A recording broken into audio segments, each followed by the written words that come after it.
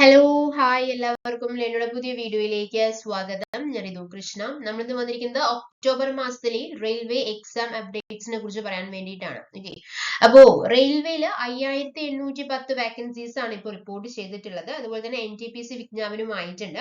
തിരുവനന്തപുരം RRBയില് 58 ഒഴിവും ഇതിലെ യോഗ്യത എന്ന് പറയുന്നത് ബിരുദമാണ് കേട്ടല്ലോ. അവസാന തീയതി നവംബർ 20 ആണ്. So the detailed notification inviting applications for 5810 vacancies in non-technical popular category അഥവാ NTPC അല്ലെ graduate post in railway has been published on the official website of various railway recruitment board. എന്താണ് പറയുന്നത്? റെയിൽവേയിലെ നോൺ ടെക്നിക്കൽ പോപ്പുലർ കാറ്റഗറിയിൽ graduate തസ്തികയിലെ 5810 ഒഴിവുകളിൽ വിവിധ railway recruitment ബോർഡുകൾ അപേക്ഷ ക്ഷണിച്ചതിന്റെ വിശദ വിജ്ഞാപനമായിട്ടുണ്ട് കേട്ടല്ലോ. സദേൺ റെയിൽവേ തിരുവനന്തപുരം RRBക്ക് കീഴിൽ ഗ്രാജുവേറ്റ് തസ്തികകളിൽ 58 വാക്കൻസീസ് ആണ് വന്നിട്ടുള്ളത്. Okay, there are 58 vacancies in graduate post under Southern Railway Thiruvananthapuram RRB. അതായത് Southern Railway തിരുവനന്തപുരം RRBക്ക് കീഴിൽ ഗ്രാജുവേറ്റ് തസ്തികകളിൽ 58 വാക്കൻസീസ് വന്നിട്ടുണ്ട്. ഇതിന്റെ ഡീറ്റെയിൽ ആയിട്ടുള്ള അണ്ടർ ഗ്രാജുവേറ്റ് തസ്തികയിലെ 3050 ഒഴിവിലെ വിശദമായ വിജ്ഞാപനം വൈകാതെ പ്രസിദ്ധീകരിക്കും എന്നുള്ളതാണ് നമുക്ക് അറിയാനായിട്ട് കഴിഞ്ഞിട്ടുള്ളത്. ലാസ്റ്റ് ഡേറ്റ് എന്ന് പറയുന്നത് ആപ്ലിക്കേഷൻ എപ്പോഴും ഓൺലൈൻ ആയിട്ട് തന്നെയായിരിക്കും. Last date November 20 last date. Okay, അപ്പൊ റെയിൽവേയിലെ നോൺ ടെക്നിക്കൽ പോപ്പുലർ കാറ്റഗറിയിൽ ഗ്രാജുവേറ്റ് തസ്തികയിലെ 5810 ഒഴിവുകളിൽ വിവിധ റെയിൽവേ റിക്രൂട്ട്മെന്റ് ബോർഡുകൾ അപേക്ഷ ക്ഷണിച്ചതിന്റെ വിശദ വിജ്ഞാപനം റെയിൽവേയുടെ ഔദ്യോഗിക വെബ്സൈറ്റുകൾ പ്രസിദ്ധീകരിച്ചിട്ടുണ്ട്. ഓക്കെ, സോ എന്തൊക്കെയാണ് കാര്യങ്ങളാണ്? സദേൺ റെയിൽവേ തിരുവനന്തപുരം RRBക്ക് കീഴിൽ എത്ര തസ്തികകളാണ് വാക്കൻസീസ്? 58 വാക്കൻസീസ് ആണ് റിപ്പോർട്ട് ചെയ്തിട്ടുള്ളത്. അതുപോലെ തന്നെ 3050 ഒഴിവുകളുടെ വിശദമായ വിജ്ഞാപനം ഉടനെ പ്രസിദ്ധീകരിക്കും എന്നാണ് നമുക്ക് അറിയാനായിട്ട് കഴിഞ്ഞിട്ടുള്ളത്. ലാസ്റ്റ് ഡേറ്റ് എന്ന് പറയുന്നത് നവംബർ 20 കേട്ടല്ലോ. ഇനി ഏതൊക്കെ ഒഴിവുകളാണ് അല്ലെങ്കിൽ ഏതൊക്കെ ട്രേഡുകളിലാണ് വാക്കൻസീസ് ഉള്ളത് എന്ന് നമുക്ക് നോക്കാം.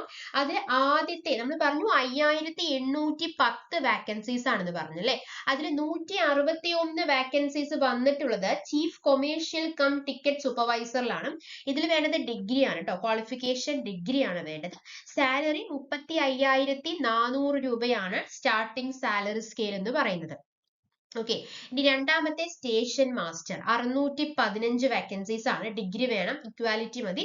സ്റ്റാർട്ടിംഗ് സാലറി 25,500 രൂപയാണ് കേട്ടല്ലോ. ഇനി മൂന്നാമത്തെ ഏതാണ്?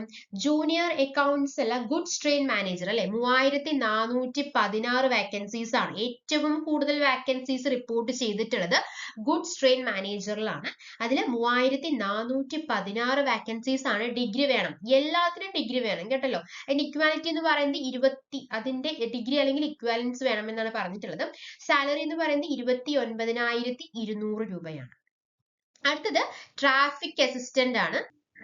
അപ്പൊ നമ്മൾ പറഞ്ഞത് ട്രാഫിക് അസിസ്റ്റന്റ് 59 വാക്കൻസീസ് ആണ്. ഡിഗ്രി വേണം, അതുപോലെ തന്നെ ഡിഗ്രി അല്ലെങ്കിൽ ഇക്വാലൻസ് ആണ് പറയുന്നത്. 25,500 രൂപയാണ് കേട്ടോ സ്റ്റാർട്ടിംഗ് സാലറി. ഇനി അഞ്ചാമത്തെ junior accounts assistant cum typist ആണ്. ഡിഗ്രി വേണം. ഇംഗ്ലീഷ് അല്ലെങ്കിൽ ഹിന്ദിയിൽ കമ്പ്യൂട്ടർ ടൈപ്പിംഗ് അറിഞ്ഞിരിക്കണം എന്ന് പറഞ്ഞിട്ടുണ്ട്. 29,200 രൂപയാണ്. 921 വാക്കൻസീസ് ആണ് റിപ്പോർട്ട് ചെയ്തിട്ടുള്ളത്. സീനിയർ ക്ലർക്ക്, അടുത്തത് സീനിയർ ക്ലർക്ക് കം ടൈപ്പിസ്റ്റ് അല്ലെ, 638 വാക്കൻസീസ് ആണ് റിപ്പോർട്ട് ചെയ്തിട്ടുള്ളത്. ഏതാണ്? ഡിഗ്രി വേണം എന്ന് പറഞ്ഞിട്ടുണ്ട്. അതുപോലെ കമ്പ്യൂട്ടർ അറിവ് ഉണ്ടായിരിക്കണം, കാരണം ടൈപ്പിസ്റ്റ് ആണ്. അപ്പൊ കമ്പ്യൂട്ടർ അറിവ് ഉണ്ടായിരിക്കണം എന്ന് പറഞ്ഞിട്ടുണ്ട്. 29,200 രൂപയാണ്. അപ്പോൾ ഏറ്റവും കൂടുതൽ ഇതില് സാലറി പ്രൊവൈഡ് ചെയ്യുന്നത് ഏതാണെന്ന് ചോദിച്ചാൽ chief commercial cum ticket supervisor ആണ്. 161 വാക്കൻസീസ് 35,400 രൂപയാണ്. അപ്പോൾ ഇതിൽ പ്രായപരിധി ഉണ്ട് കേട്ടോ. പ്രായപരിധി 18 to 33 വയസ്സുള്ളവർക്ക് മാത്രമാണ് ഇതിലേക്ക് അപ്ലൈ ചെയ്യാനായിട്ട് പറ്റത്തുള്ളൂ.